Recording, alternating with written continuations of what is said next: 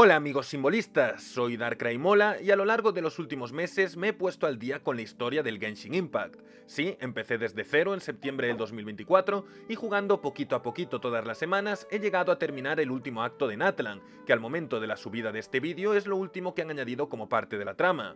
Podéis ver todos los gameplays completos en mi canal de juegos Darkraybots. Por eso, como sé que algunos pueden tener interés en mi experiencia, o incluso puede haber gente que tenga curiosidad por la historia pero no el tiempo para jugarla, pues ahí voy a contaros qué me pareció todo esto en general e intentar responderos a la pregunta de si vale la pena jugar Genshin Impact por su historia. Por supuesto que habrá spoilers gordos, pues vamos a hablar de toda la historia del juego. Eso sí, no incluiré las misiones de mundo ni las misiones legendarias de personajes, porque eso es contenido adicional y hoy solo quiero centrarme en la trama principal. En fin, primero de todo, un poco de contexto sobre mí y mi historia con este juego, que podéis saltaros si no os interesa yendo al minuto que aparece en pantalla.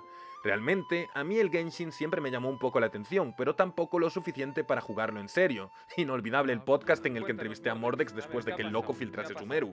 Incluso poco después de eso me regalaron una cuenta bastante avanzada en la que saqué a Nilou, que está muy bonita, pero nunca llegué a hacer nada más que las misiones diarias mientras charlábamos en los streams. Quizás esto llame la atención, pero sí que he jugado Honkai Impact y por eso sé que los de Hoyoverse, si se esfuerzan, pueden sacar buenas historias, por lo que me sorprendía y me desanimaba escuchar a tantos jugadores de Genshin diciéndome que la trama era bastante mediocre. Sin embargo, sería justamente en 2024 cuando comencé a interesarme por el personaje de Furina, pues me hicieron ver un vídeo sobre su historia sin contexto, diciéndome que me recordaría a Oberon, mi personaje favorito de la saga Fate, y aunque obviamente no llegó a tanto, pues no estaba nada mal y me gustó bastante. Meses después, en un evento presencial al que fui con otros creadores de contenido de Genshin como Mordex y Keitaro, mi colega Games and Chill me logró sacar a la propia Furina en una cuenta nueva, incluso llegando a gastar su dinero para conseguírmela.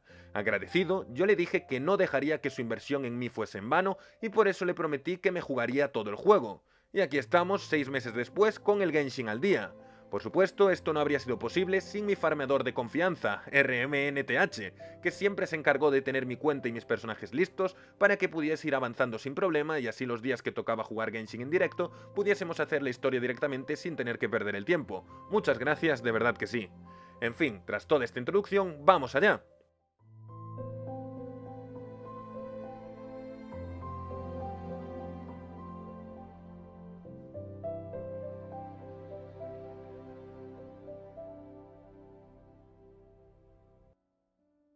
La historia de Genshin Impact es básicamente un isekai, con un prota, en mi caso el prota masculino, que es un viajero chingón que recorre mundos junto con su hermana.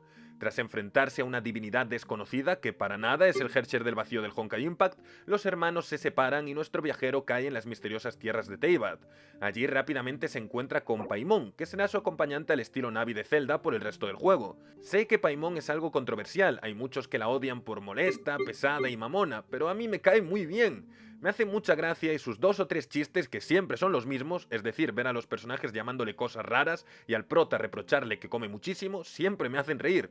Soy un hombre simple y quiero mucho a nuestra comida de emergencia. Además de que genuinamente me parece que el vínculo y la amistad que forja Paimon con el viajero son preciosos, dándonos momentos muy bonitos como cuando se tienen que separar momentáneamente y Paimon se preocupa muchísimo.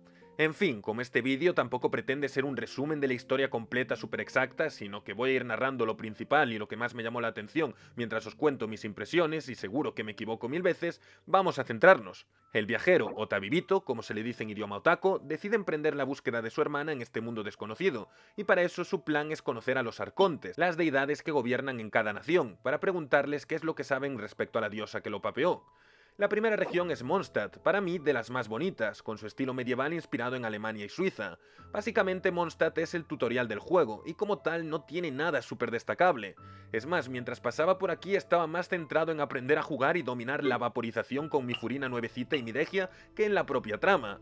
En eso y en quedarme maravillado porque Furina puede caminar por el agua, verdaderamente algo mágico. En fin, resulta que Venti, el arconte de la nación, especializado en el elemento Anemo, es decir, el del viento, mantiene un perfil bajo porque se negó a gobernar a su gente, viviendo como un bardo borracho al que nadie toma en serio. Todo se complica cuando Balin, un dragón que era su pana, es corrompido por la satánica Orden del Abismo, un grupo maligno compuesto por monstruos e individuos corruptos que aparentemente quieren sumir todo en el caos. Al ver que Balin se ha convertido en una amenaza, el Venti tiene que dejarse de tonterías y ayudar a frenarlo. Eso es lo más chulo de la historia de esta nación, la trama de Venti con el dragón y su combate, pero tampoco es nada loquísimo. También aquí se nos introducen a los Fatui, la otra organización enemiga del juego, pero una bastante más interesante, pues son como los Akatsuki del Temu, un grupo compuesto por 11 miembros, cada uno con sus propios intereses y personalidades. Allá va otro grupo mejor que las arañas de Hunter. Algunos son malísimos y otros son bastante chill, pero su objetivo en común es robar las gnosis de los arcontes, que básicamente son objetos que les confieren su autoridad y su poder. Decir también que los Fatui gobiernan en Snezhnaya, como se diga, nación inspirada en Rusia, que aparentemente será la última que veamos en el juego a menos que decidan estirarlo luego. Y tenlo claro que lo van a hacer. A lo que íbamos, al final del arco de Mondstadt, la señora, una de los Fatuis, le arrebata su gnosis a Venti muy fácilmente, por lo que algunos creen que puede que el bardo esté ocultando su verdadera fuerza, o quizás al final del día sí que era solamente un borracho inútil, quién sabe. Por cosas como esta, parte de la comunidad cree que algún día volveremos aquí debido al poco tiempo que pasamos en esta zona al ser el tutorial, a lo poco que se exploran los personajes de esta región, que básicamente solo existieron para enseñarnos a jugar, y a los secretos que puede ocultar Venti, pero bueno, habrá que tener fe. Actualización. De hecho, escribí el guión de este vídeo hace unos meses y efectivamente en la próxima versión del juego hemos vuelto a Mondstadt, así que mira, siempre confié. Inmediatamente después sigue Liyue, la región basada en China. Debo admitir que es la región que menos me gustó, se me hizo pesadísima. Como es China, todo aquí es súper chino, y con eso me refiero a que el 70% del tiempo que pasamos aquí es hablando de comercio, economía, negociaciones y contratos. Bueno, no sé si fue tanto tiempo, pero desde luego que se sintió así. La trama de Liyue es un poco más compleja, pues el arconte Geo, el de tierra, Zhongli, fingió su propia muerte para ver cómo reaccionaría la gente de su región al haber perdido la protección de su dios. Básicamente quiso ver si la humanidad podía independizarse, pero lo hizo de la forma más complicada posible, y por eso todos en Liyue estaban alteradísimos intentando descubrir quién mató a su arconte. Además, tampoco iba a ser una independencia tan completa, pues Liyue tiene su propio set de deidades autóctonas, los Adeptus, y estos también andan por ahí haciendo cosas. Del elenco de la historia de Liyue tampoco es que me fascine nadie especialmente, y mira que son un montón de chinos. Como mucho el propio Zhongli, que es gracioso que fuese el dios del comercio y ahora que rolea ser un humano normal, ha acabado siendo un mísero lamearaña sin un puto duro. Supongo que también me gusta Ningguang, que es algo así como la jefa de la región debido a que está forradísima y le sabe a los stonks, y Xiao, que es un adeptus super edgy, frío y serio, con flashbacks de guerras anteriores entre divinidades. Bueno, sea como sea, lo más impactante que sucedió aquí fue la aparición de otro de los Fatui, Tartaglia, que no Tartaria, ese me apareció a mí en otro momento. Un Fatui muy amigable que solo quiere tener combates contra oponentes fuertes así en plan Goku. Todo eran risas con Tartaglia hasta que me tocó luchar contra él. Madre de Dios, de verdad que no me esperaba ese salto tan grande de dificultad, vaya papeada me metió. Mi cara al ver su segunda forma y el coro de Dark Souls que empezó a sonar fue todo un poema. Y eso por no mencionar a la ballena. Definitivamente el combate contra el Tartas es de mis momentos favoritos del juego, no lo olvidaré nunca. En fin, la historia de Liyue termina con otro combate masivo estilo Avengers, reuniéndose todos los adeptus y chinos importantes contra otro dios antiguo que invocó el propio Tartaglia, con la intención de que Zhongli se viese forzado a abandonar su fachada para así robarle la gnosis. El combate está bastante chulo y al final Ningguang le tira encima la cámara de Jade, que era el edificio más caro y lujoso de la región, demostrándole efectivamente a Zhongli que Liyue puede sobrevivir sin su dios únicamente con el poder del capitalismo, al igual que la China de verdad. Aquí hubo un girito interesante y es que Zhongli le entrega su gnosis voluntariamente a los Fatui, y aunque algunos aún se preguntan por qué, yo creo que básicamente fue en agradecimiento por haber creado la amenaza que le demostró que su pueblo podía avanzar sin su ayuda. En plan, fuisteis unos cabrones, pero con vuestro ataque hicisteis más fuerte a mi gente, por eso podéis quedaros mi poder, que yo ya no lo necesito, y además ya habéis visto que si os atrevéis a atacar Liyue, mi gente os destruirá. Definitivamente Zhongli lo mejor de aquí junto al Tartas. Antes de ir a la siguiente región, conocemos a Dainsleif, el personaje más misterioso del juego y un tipo que siempre que está en pantalla sabes que las cosas se van a poner serias, pues sus misiones, que suceden a modo de interludio entre región y región, están llenas de revelaciones. No voy a entrar a contar en profundidad el lore de este tipo, pero básicamente hace siglos en Teyvat existió una civilización super avanzada llamada Khaenri'ah, que fue castigada por haberse rebelado contra el Orden Celestial, que son como los dioses más dioses de todos los dioses de este mundo, así en plan Wukong, el poder supremo por encima incluso de los arcontes y de cualquier otra cosa. Los habitantes de Khaenri'ah, que tenían sangre mestiza, fueron transformados en monstruos por su pecado. Sí, los monstruos que matamos durante todo el juego, durísima esa revelación, mientras que los de sangre pura como Dainsleif sí que mantuvieron su consciencia, pero fueron castigados con la inmortalidad para vagar sin rumbo eternamente. Así, Dainsleif es un superviviente, por decirlo de algún modo, de esta tragedia que investiga la Orden del Abismo, pues esta está compuesta esencialmente por las víctimas corruptas de Caendria. Y agárrate que aquí viene uno de los mayores giros argumentales del juego, pues resulta que la líder de la Orden del Abismo no es nada más ni nada menos que la hermana del viajero, que fue transportada a Teyvat junto a nuestro protagonista, pero mientras que nosotros estuvimos durmiendo 500 años, ella pues estuvo despierta haciendo un montón de cosas. El propio Dainsleif la conoció y viajó por el mundo junto a ella hasta que ella conoció la verdad del mundo y separaron sus caminos. De hecho, cuando finalmente el viajero y Dainsleif se reencuentran con ella, la princesa del abismo, que es como la llaman sus súbditos, le dice al viajero que esperará a que él también complete ese viaje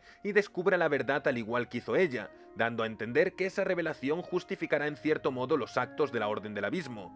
Así, todo lo relacionado con la Orden del Abismo, Caendria, la hermana del viajero, Dainsleif y el tipo de relación que pudieron tener cuando estaban solitos y juntitos, es de lo mejor que tiene que ofrecer el Genshin Impact, siendo un lore bastante oscuro y seinen, pero oculto tras ese mundo tan colorido y tantísimas capas de texto de relleno. Aunque esto ocurre después, aprovecho para mencionar aquí la historia de Cariberto, un niño de Caendria cuyo padre, Clotario, hizo todo lo posible para que no se convirtiese en un monstruo, intentando mantener su cordura hasta que simplemente no pudo más.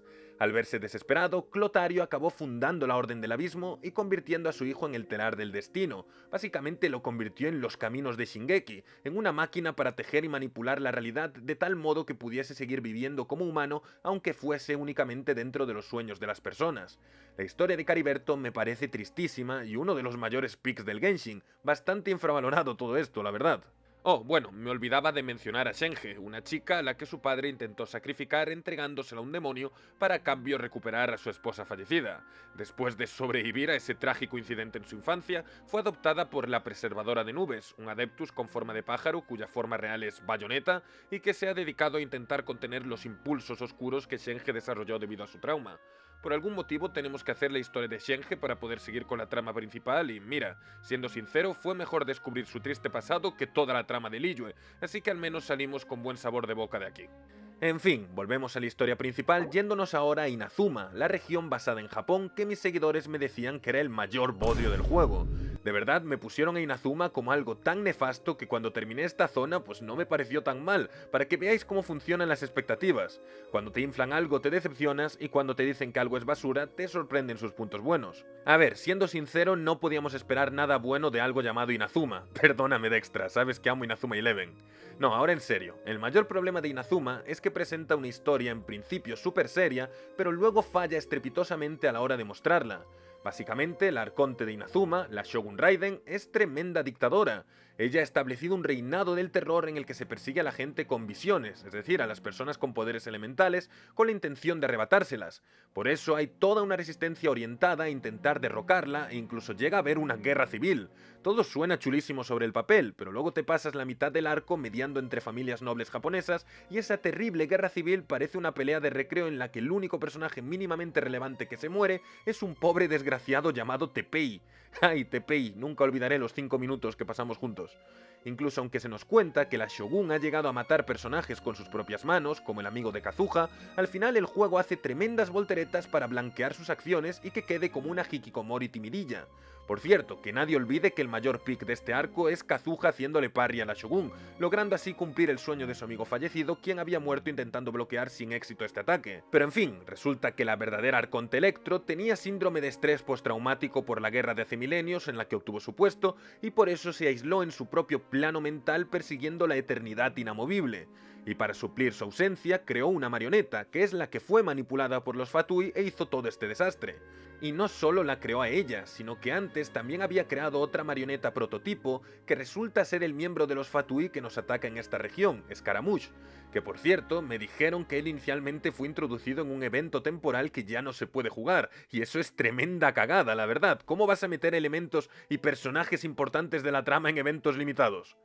En fin, como el Arconte no supo apreciar a Scaramouche al considerar que había cumplido su propósito y dejarlo todo olvidado en un rincón, este se volvió tremendo edgy y por eso se unió a los Fatui. Y cuidado con él, que la pobre Yaemiko le tuvo que entregar la gnosis que ella protegía en ausencia del arconte para salvar nuestra vida. ¡Qué locura cómo lo inflaron! La otra Fatui que aparece aquí fue la señora, pero fue brutalmente papeada y asesinada por la Shogun, y con ella se fueron también las esperanzas de los que querían que fuese jugable. Y ojo que supuestamente señora tenía buen lore, pero nunca te lo cuentan en la trama principal. Bueno, que eso, de Inazuma tampoco te destaco a nadie especialmente, como mucho a Yaka y a Yoimiya, porque la propia historia principal te obliga a hacer las misiones de personaje centradas en ellas, y por eso las acabas conociendo un poquito más. Creo que el concepto de la resistencia anti-shogun fue bastante desaprovechado, y personajes como Toma o Kokomi pues pasaron por la historia sin pena ni gloria. Puedo entender totalmente el hate contra el arco, pero no sé, aun con sus fallos, para mí al menos fue bastante más interesante que Mondstadt Ilyllue. La siguiente nación fue Sumeru, basada en el Medio Oriente y el sur de Asia, es decir, selvas, desiertos y mucha gente sospechosamente morena por aquí. Lo cierto es que en Sumeru la trama dio un salto de calidad, construyendo una historia bastante más compleja y enrevesada, y por qué no decirlo, densa, tanto que en algún punto admito que me aburrí mucho. Resumir Sumeru es complicado, pero bueno, a grandes rasgos resulta que Ruka de Bata, la arconte dentro, la de las plantas, falleció y se reencarnó en una versión más pequeña de sí misma, Nahida. En Sumeru lo que más se valora es el saber, y por eso existe una academia llena de intelectuales pedantes que al ver que el arconte ahora era una niña pequeña, decidieron secuestrarla y encerrarla para gobernar ellos la región en su lugar. Y bueno, pues aquí básicamente tenemos que enfrentarnos a la academia para liberar a nuestra futura novia. Por supuesto, ya os digo que la trama es mucho más complicada, involucrando una peligrosa red wifi autóctona, el Akasha, el árbol del mundo del Honkai, el Irminsul, un conflicto con extremistas religiosos que adoran a un dios muerto y la aparición de otro Fatui, el más cabrón hasta ahora, Dotore, que es una especie de Orochimaru. Por no hablar de que en cierto momento estamos atrapados dentro de un sueño que es un bucle así bien Haruhi Suzumiya y debemos experimentar el mismo festival durante unas cuantas horitas, una experiencia durísima, ya os lo digo yo. Eso sí, aunque la trama de Sumeru sea densa, la participación del elenco de secundarios que nos ayuda en nuestra batalla contra la academia es mucho mejor que en las anteriores regiones, y yo al menos les pillé bastante más cariño a los personajes. Aunque no son personajazos, sí que tienen buena química entre ellos, y sí sientes que estás en un grupo de resistencia, no como en Inazuma. Tienes a Kolei con sus doner kebabs, al mañoso de Tinari, a su novio el esencial pero patéticamente cómico Zino, al mamón de Alhacén con su novio igual de mamón KB, los quiero mucho a los dos, a Candice que es la organizadora de pibes, a Nilou que es un poco despistada pero está muy bonita, y a Dehya que me pareció la mejor de todos estos debido a su historia como la mercenaria protectora de Dunyazard. Ah, y los 5 minutos de participación de Dori y su mercado negro fueron clave, sin duda. Hablando de Dunyazard, la verdad es que sí que baitean mucho con este personaje debido a su enfermedad, a ver si se moría o si no. Como es una NPC y en Genshin Impact los únicos personajes con la posibilidad de morirse son los NPCs, pues sí que había cierta tensión sobre su destino. Y además, como pasamos bastante tiempo con ella y conociendo su dramática vida, considero que estuvo mejor llevada que TPI, demostrando que si se esfuerzan pueden hacer que nos importen los NPCs aunque todos tengan la misma puta cara. Al final Duni se salvó y aunque normalmente estas cosas me molestan, aquí lo dejé pasar porque la conclusión del arco de Sumeru ya es lo suficientemente dramática de por sí, dejándonos una de las mejores secuencias del juego. Para los Genshin Papus que vean esto, perdonad si me equivoco en algo, pero es que es bastante complejo. Y es que resulta que el anterior arconte, Ruka de Bata, se había corrompido al adquirir el conocimiento prohibido, básicamente un tipo de conocimiento incomprensible para los seres humanos que resulta en la muerte de estos cuando se exponen a él. Al darse cuenta de que su influencia estaba contaminando a la región, decidió sacrificarse, pero el problema es que su propia existencia quedó registrada en el Irminsul, un árbol que es un server de recuerdos y al que están conectados todos los habitantes, de modo que el conocimiento prohibido que ella tenía también se guardó ahí, y por lo tanto seguía contaminando a las personas. Por eso, su verdadero plan final fue reencarnar la parte más pura de su alma en una nueva entidad, Nahida, para que ésta llegase al árbol y borrase cualquier registro de su existencia como Ruka de Bata, y con ella el conocimiento prohibido que llegó a tener. Vamos, que a partir de este momento, toda la historia, todas las hazañas, toda la vida de Ruka de Bata serían borradas y olvidadas por todo el mundo, como si nunca hubiese existido, reescribiéndose la realidad de tal manera que ahora todos pensarían que Nahida fue siempre la única arconte. Mundo, olvídame. La despedida de Ruka de Bata y la realización de que Nahida básicamente tiene que matar a su madre para ocupar su lugar sin poder recordarla jamás es algo durísimo. Que bueno, sí, es una reencarnación, así que es como si fuesen la misma persona, pero creo que pega más si las ves como madre e hija, así que ya solo por esto Sumeru revienta a las 3 naciones anteriores. También en Sumeru derrotamos de una vez por todas a Scaramouche, quien había sido convertido en un dios mecánico artificial usando la Gnosis Electro con la ayuda del Dottore y contra el que tenemos un intensísimo combate. Eso sí, una vez más los Fatui se salen con la suya, pues Nahida le entrega a Dottore la Gnosis Dendro y también la Electro que habíamos recuperado a cambio de información porque el pibe turbio sabe mucho. Respecto a Scaramouche, al igual que su creadora, también tendría su propio arco de blanqueamiento forzado, pues el cabroncete hizo lo mismo que Ruka de Bata y borró todos sus registros del árbol, con la esperanza de que al hacer eso se deshiciesen todas las muertes que provocó. Sin embargo, lo único que consiguió es que el mundo olvidara su existencia, pero sus víctimas se mantuvieron, solo que la historia se reescribió para darles otras causas de muerte, vaya movida. Al final, incluso él acaba perdiendo su memoria y tienes que ponerle un nombre nuevo tú. En mi partida lo llamamos Skibidi, ya que su situación nos pareció muy skibiditoilesca, por decirlo de algún modo. Tras eso el tipo se marcha por ahí a vagabundear, aprovechando que ahora es histórica y legalmente inocente. Impresionante. Sea como sea, finalmente llegamos a Fontaine, la región basada en la época industrial de Francia e Inglaterra y hogar de mi querida Furina, que recordemos fue el motivo por el que jugué todo esto en primer lugar. Del mismo modo que me dijeron que Inazuma era terrible, a mí me inflaron Fontaine desde siempre. Ya os digo que incluso me comparaban a la pobre Furina con Oberon. Y mira, yo voy a ser totalmente sincero, aunque Fontaine se quede bastante lejos de la calidad de los arcos de Fate Grand Order o incluso de los mejores arcos de Honkai Impact, debo admitir que argumentalmente sí, de momento es, y por muchísimo, el pick argumental de Genshin Impact. La historia en Fontaine comienza cuando nos presentan la cultura de la nación, que gira en torno a su sistema judicial. En Fontaine los juicios son como obras de teatro y la justicia es un espectáculo más. De hecho, aquí debemos participar en varios juicios y resolver varios misterios, con la introducción de un nuevo sistema de juego al más puro estilo Ace Attorney. Como amante de la saga de abogados que soy, disfruté muchísimo de estas secciones, aparte de que los casos es cierto que estuvieron bien maniacotes para estándares del Genshin. Quiero decir, uno iba sobre el asesinato de un tipo en medio de un acto de magia que aparentemente había salido mal, y otro sobre un asesino en serie de mujeres que literalmente disolvía a sus víctimas en agua. La Fatui, enviada a conseguir la Gnosis Hydro, Arlequino, tiene una historia super seinen que involucra tener un orfanato en el que cuida a niños que fueron víctimas del tráfico de personas, como Linnei y Linette, para luego convertirlos en Fatui también. Incluso las Melusinas, seres jodidamente adorables e inofensivos, tienen detrás de sí un historial de racismo contra ellas tremendo. Viendo esto, queda claro que Fontaine es una región muchísimo más oscura que las 4 previas. Para prueba de ello, el personaje de Navia, que me tomó totalmente por sorpresa debido a que nunca nadie me había hablado de ella. Navia es básicamente la hija de un capo de la mafia, pero un capo bien honorable chingón, que cuidaba de su gente y tal. Debido a un malentendido, este hombre terminó siendo ejecutado injustamente por Clorinde, la mejor amiga de Navia, que trabajaba como verdugo y tuvo que cumplir con dichas órdenes.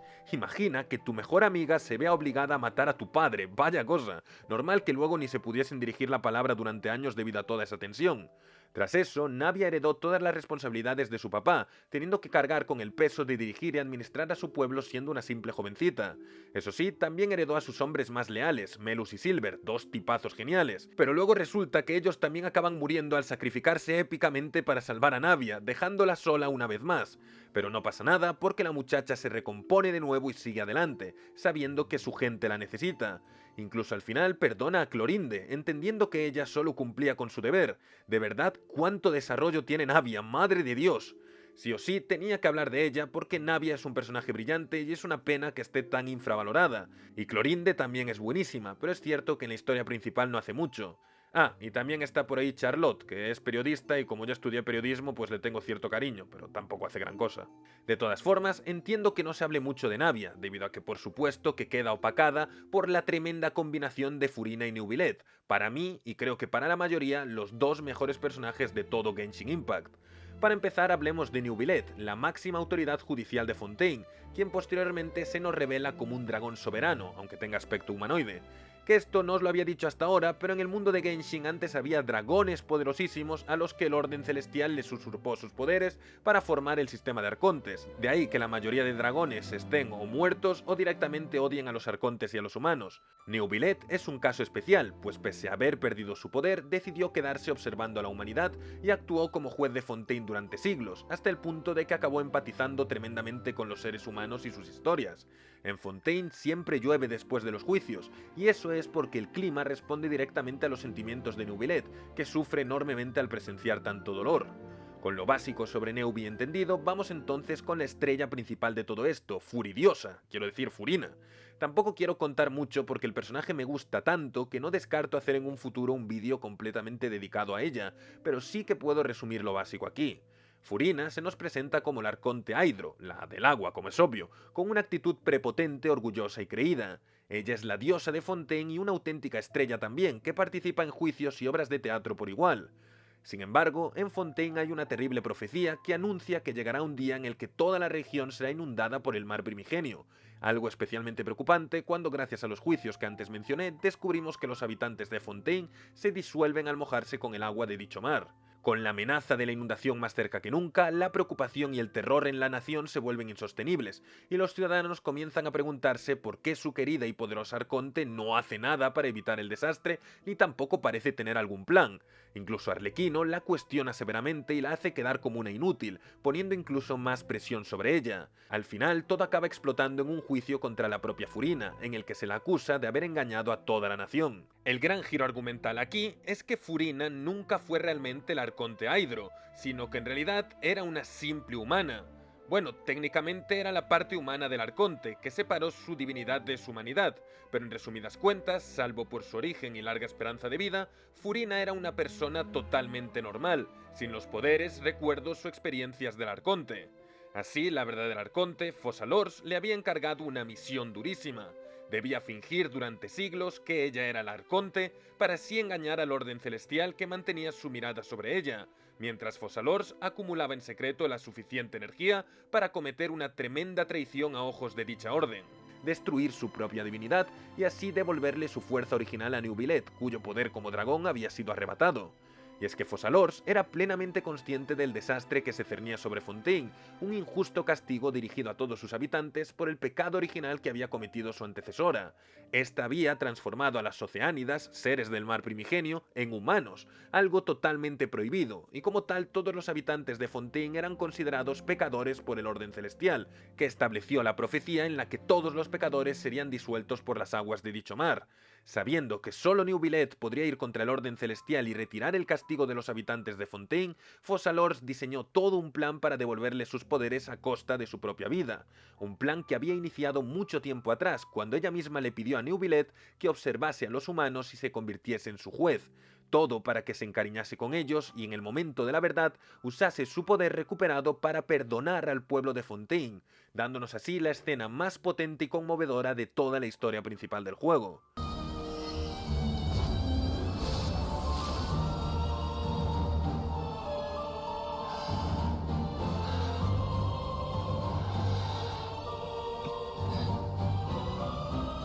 最高審判官ヌビレットはここに宣告する。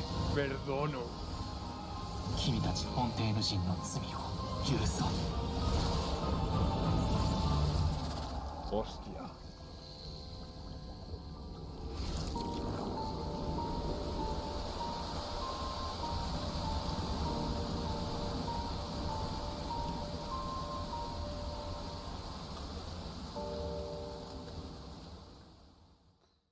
Respecto a Furina, ella tuvo que lidiar con la soledad más absoluta, al no poder confiar en nadie para no comprometer su misión, esperando un resultado que no sabía cuándo llegaría. Eso había que sumarle la tensión de fingir durante siglos que era una poderosa diosa cuando en verdad no tenía ningún poder. De verdad que la escena en la que se la ve completamente aterrorizada después de la emboscada de Arlequino me encoge el corazón. La pobre podría haber muerto en cualquier momento ante cualquiera que quisiese atacarla, y lo único a lo que pudo aferrarse todos estos años fue a su capacidad de actuación, a rolear de arconte fuerte para que nadie se atreviese a acercarse. Entonces claro, si sumamos el ingenioso sacrificio de Focalors, el conmovedor perdón a la humanidad por parte de Neuvillette y la dolorosa revelación de Furina, pues totalmente normal que este sea considerado el pick absoluto del Genshin Impact. Respecto al destino de la Gnosis Hydro, pues no queda muy claro si sigue sirviendo de algo ahora que no hay arconte Hydro y Neuvi tiene sus poderes, pero el dragón se la regaló a Arlequino por su ayuda a los habitantes de Fontaine durante la crisis, así que otro triunfo más para los Fatui. Sin embargo, no todo es bueno en Fontaine, porque para llegar a este pick primero te tienes que comer los juicios, que a mí me gustaron, pero sé que a mucha gente le parecieron pesadísimos, y luego te tienes que aguantar el puñetero Fuerte Merópide. El Fuerte Merópide es una cárcel a la que vamos, ya ni siquiera recuerdo muy bien por qué, y desde luego que se aseguraron de que estar ahí se sintiese como una, así que tremendo diseño de nivel, supongo. Para que sientas lo que es estar en la cárcel. Solo dan ganas de salir, Dios, no sé cuántas horas pasé ahí, pero qué puta pereza. Cuando pensabas que terminabas esta sección, resultaba que se alargaba y se alargaba y se alargaba más. Al menos estaba por ahí el bueno de Gryo, personaje cañerísimo que me gusta mucho, pero no fue suficiente para justificar esto. Como vimos, la recompensa por salir de la cárcel fue el pick, así que valió la pena, pero vaya si hubo que tanquear. Por esto considero que la última región hasta el momento, Natlan, es la mejor diseñada del juego. No quiero decir que sea la que tiene mejor historia, pues me gusta más lo que pasó en Fontaine, pero a nivel de estructura considero que Natlan es la región más entretenida de jugar, con un buen ritmo, una buena organización de actos y una trama que tampoco está nada mal. Natlan es la región de la guerra, es decir, Latinoamérica, y ahí es todo muy precolombino tribal. Aquí gobierna el arconte Pyro, obviamente la de fuego, Mabuika, cuya moto dicen que rompe la inmersión de este paraíso natural lleno de dinosaurios, pero luego nadie dice nada de los jetpacks y del dragoncito gamer. En fin, Natlan es una nación altamente militarizada, pues periódicamente es invadida por el abismo y la guerra es el pan de cada día. No confundir con la Orden del Abismo, el abismo a secas es más satánico incluso, corrompe y pudre todo, incluso imita los mayores temores de la gente para formar monstruosidades. Por eso, en Natlan organizan torneos para elegir a los mejores guerreros y mandarlos a pelear contra el abismo en pequeños grupos independientemente de su edad. Es cierto que tienen una forma de resucitar a los caídos, pero eso solo se consigue si el grupo enviado a luchar resulta victorioso, pues si todos son aniquilados así se quedan. Nuestra aventura en Natlan empieza ayudando a la pequeña Kachina a ganar este torneo shonen, y debo decir que me pareció una introducción buenísima. El torneo fue muy divertido y Kachina es súper adorable, además de que su dinámica fraternal con Mualani es muy bonita. Tras demostrar épicamente su valía como guerrera, Kachina fue enviada a pelear al abismo, donde acabaría pechofriándola y se moriría. Para empeorar las cosas, el ritual de resurrección fracasaría, por lo que hubo que ir al mismísimo inframundo privado de Natlan, el reino de la noche, a recuperar su alma. Entre una cosa y otra, vamos conociendo el plan de Mabuika para derrotar al abismo, un plan que también diseñó hace siglos. Vaya cosa que todos los arcontes diseñasen planes con siglos de antelación y resulta que todos se tienen que cumplir al mismo tiempo justamente cuando estamos nosotros para verlo. Pero bueno, así es el viaje champán. Resulta que en Natlan los Arconte Pyro no son dioses, sino que el cargo de Arconte es un puesto que va pasando entre seres humanos, como ser alcalde. Sin embargo, Mabuika había sido la Arconte elegida siglos atrás, solo que sabiendo que Natlan colapsaría contra el abismo en 500 años, decidió sacrificar su vida para reencarnarse en el presente, llegando así al momento en el que Natlan estaba más preparado que nunca para luchar contra el abismo. Los siglos de historias y hazañas acumulados por los héroes de Natlan potenciarían a sus habitantes como nunca antes, pues en Natlan los recuerdos sirven como combustible, de tal modo que era el momento adecuado para ponerle fin a la guerra.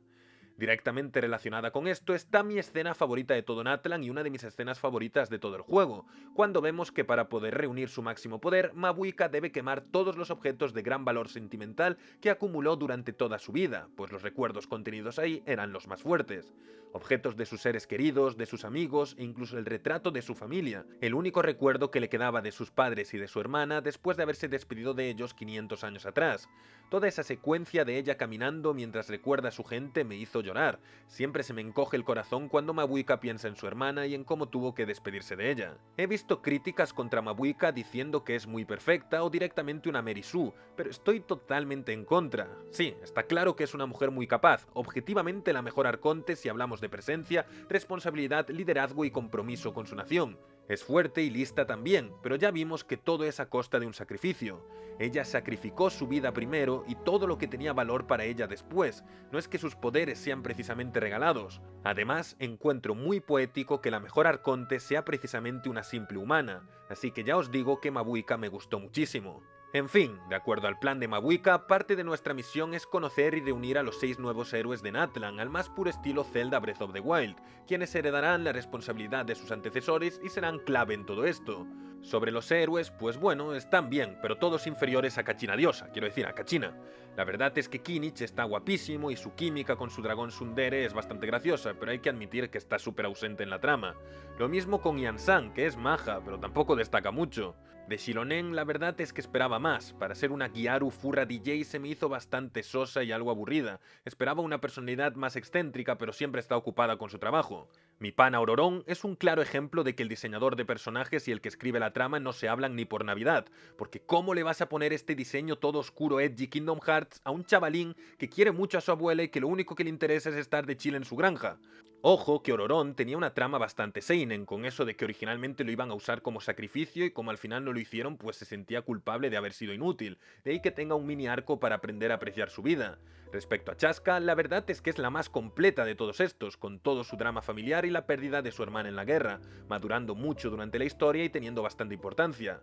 Y Moalani ya os dije que es God, mi mejor mananti amiga por siempre, que hablando de eso, bastante triste lo que le pasó a su amiga Atea, otra víctima del abismo. Ah, y también tenemos a Citlali o Citlali o como se diga, la abuela borracha Sundere, que no es una heroína, pero está de apoyo con su magia y su sabiduría y sus movidas. Es muy carismática la verdad, así que entiendo que guste tanto a la gente. Ya que mencioné a Atea y a la hermana de Chaska, Kuiku, lo cierto es que objetivamente Natlan es la región en la que más personajes relevantes mueren. ¿Vale? Que no muere ningún personaje jugable, pero sí que se nos van un montón de NPCs importantes. Y además, en Natlan debemos agradecerle a la empresa multimillonaria por haberse esforzado en adornarlos para que aunque tengan la misma cara, los NPCs sean bastante reconocibles. Pero a lo que iba, dentro de las limitaciones de no poder matar personajes jugables porque si no la gente protesta, sí se siente que estás en una verdadera guerra, sobre todo en el acto 4, donde en plena guerra contra el abismo tus decisiones importan, y si eliges ayudar a los NPCs de un frente, morirán los de otro, de modo que es imposible salvarlos a todos. Además, dependiendo de lo que tardes, el número de bajas puede aumentar a miles de víctimas, así que hay que darse prisa. Aquí hay muchas variaciones y está bastante currado, admito que sí me sorprendió la empresa multimillonaria.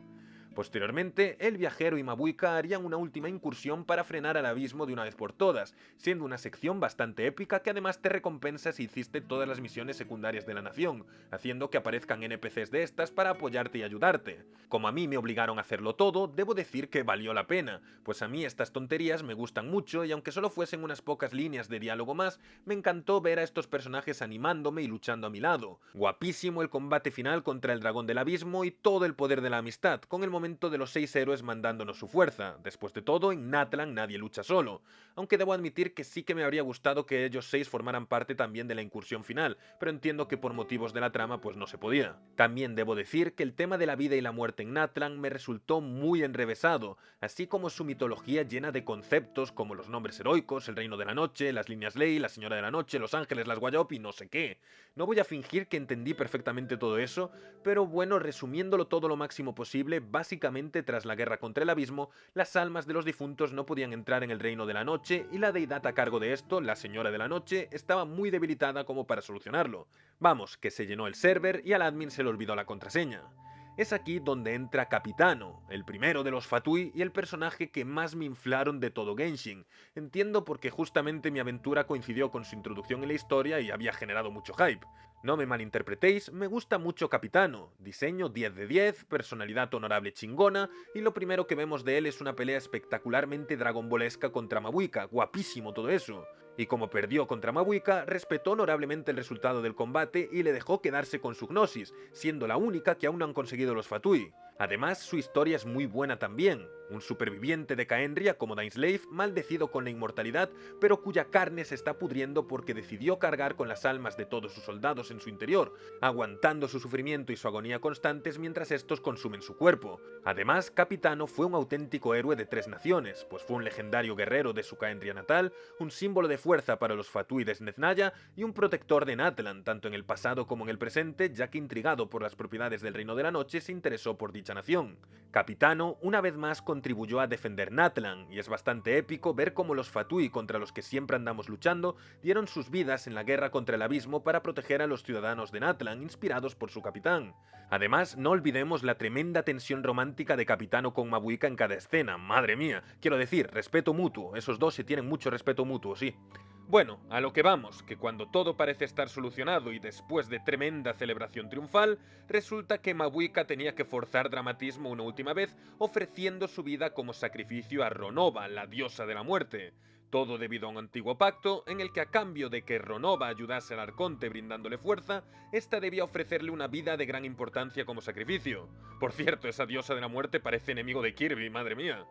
Mabuika ya estaba lista, pero ahí es donde llega Capitano para marcarse un Muramasa de Fate y robarle su sacrificio.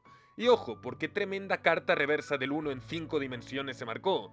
No es solo que la vida de Capitano sea equivalente a la de un arconte y por lo tanto apta para ser el sacrificio, sino que además tenía un plan perfecto para aumentar la vida de la Señora de la Noche y que así se solucionase el problema del server ocupado que mencionábamos antes. y es que él se ofreció a fusionarse con la Señora de la Noche para restaurar la vida de esta y que pudiese seguir haciendo su trabajo, pero no olvidemos que él había sido maldito con la inmortalidad. Ante esa situación, Ronova tenía solamente dos opciones: o quitarle la inmortalidad a Capitano, permitiéndole finalmente descansar en paz a él y a las almas de su interior, a costa de irse en contra del orden celestial y sufriendo las horribles consecuencias por haber roto una ley impuesta, o permitir la fusión de este con la Señora de la Noche, de tal modo que a partir de ahora, ésta sea plenamente inmortal y ya nunca vuelva a haber problemas en el Reino de la Noche, mientras que la conciencia de Capitano y las almas de su gente puedan descansar ahí. Muy guapo el trucazo, todo se ha dicho. Así, Ronova eligió la segunda opción y el cuerpo inmortal de Capitano quedó sentado al estilo Warcraft 3 hasta que lo despierten para hacerlo jugable. Aquí yo admito que aun entendiendo que lo que hizo Capitano fue muy ingenioso, esperaba que me conmoviese más, pero lamentablemente no llegué a conectar mucho con la escena. Siento que le faltó fuerza. Fue todo muy repentino, hacía horas que no veíamos a Capitano y de repente reaparece y ya se nos va. Me habría gustado conocerlo mucho más, además de que el destino que le han dado es ciertamente algo ambiguo y tengo un poco de miedo de que se deshagan de su sacrificio chingón. Pero en fin, que Capitano está muy chulo, solo que creo que todos esperaban que se convirtiese en uno de mis personajes favoritos y se me quedó corto. Lo siento, Capitano, pero Navia me gusta más. Y con el sacrificio de Capitano, llegamos al final de la historia principal del Genshin Impact hasta el momento, o por lo menos en lo referente al viaje de nuestro protagonista por las naciones. Y con ello es el momento de responder a la pregunta de si realmente vale la pena la historia del Genshin Impact. ¡Total! ¡Cero! ¡Cero puntos! ¡Es más! ¡Ni siquiera cero! ¡Nada! Como vimos, los primeros 3 arcos son bastante mediocres, siendo a partir de Sumeru que las cosas empezaron a ponerse realmente interesantes. Posteriormente, Fontaine y Natlan han demostrado tener un buen nivel, de ahí que yo tenga esperanzas de que esto solo puede seguir yendo hacia arriba. Eso sí, no creo que se acerquen nunca al nivel de Camelot en Fate Grand Order o al Elysian Realm de Honkai, pero sí espero que como mínimo se logre mantener el nivel de Fontaine. Con todo, si bien la historia del Genshin puede parecer sencilla, lo cierto es que tiene una profundidad mitológica densísima, casi nivel Elden Ring, que no estoy de broma. A través de las misiones de Dainsleif y de las misiones de mundo, además de estando atento a todos los nombres y eventos del pasado que se mencionan en la historia principal, se acaba tejiendo una red de dioses, guerras y conflictos gigantesca. Siempre se dice que Genshin tiene una historia mediocre, pero que es en el lore donde brilla, y sí, lo cierto es que eso es una auténtica locura. Por no hablar de todos los misterios del mundo e incógnitas que quedan por resolver, como el objetivo de la princesa del abismo, el cielo falso, la identidad de la diosa que nos papeó e incluso la verdadera naturaleza de Paimon. Madre mía, no voy a superar cuando nos traicione Paimon. Así que sí, tras haber jugado todo esto, yo creo que sí que vale la pena jugar Genshin Impact por la historia, que aunque de momento no me ha mostrado nada que me haya marcado la vida, sí que me ha resultado muy entretenida y me ha presentado tramas y personajes bastante interesantes, además de que, como ya digo, la construcción del mundo es una barbaridad. Y hablando de los personajes, la mayoría cuentan con misiones propias que los exploran en más profundidad y algunas son buenísimas, así que si os gustaría que en el futuro hiciese otro vídeo hablando de estas misiones, decídmelo y me pongo a ello. En fin, si el vídeo os ha gustado, os pediría que por favor le dieseis like, lo comentaseis y sobre todo que os suscribieseis, me ayudaríais mucho haciendo eso. Sin más que añadir, hasta la próxima.